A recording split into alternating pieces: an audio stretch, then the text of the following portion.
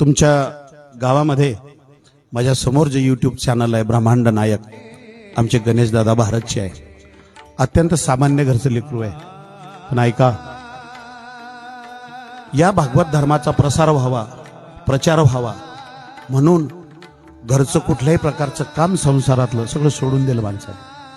आणि फक्त एकच काम आहे की पूर्ण ठिकाणी जाऊन रिकव्हर करायचं. प्रत्येक कीर्तनकाराची तक्रार आहे यूट्यूब चॅनल विषयी, महाराज जे योग्य आहे तेच टाका, जे योग्य तेच टाका.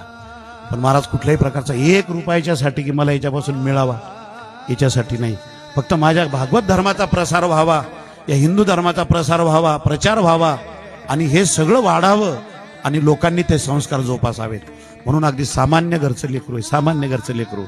पण या धर्मासाठी सगळं देवासाठी हा जोग घेऊन हा माणूस फिरतोय, वेड्यासारखा फिरतोय. म्हणून विनंती आहे तुम्हाला, आपला माणूस मोठा झाला पाहिजे. भागवत दादा, आपण बाकीचे लोक लय मोठे केले आपण, पण आपला माणूस मोठा झाला पाहिजे. म्हणून मी सगळ्यांना विनंती करेल, मी यूट्यूब चॅनल बद्दल कुठल्याच बोलत नाही, दररोज कीर्तन आहेत, कुठल्याच चॅनल बद्दल बोलत नाही, पण मला जे दिसलं, जे भावलं त्याच्याबद्दल बोलतो. या व्यक्तीला आमच्या गणेश दादाला कीर्तनकार व्हायचं होतं, पण घरच्या परिस्थितीमुळे काही गोष्टीमुळे कीर्तनकार नाही होता आलं.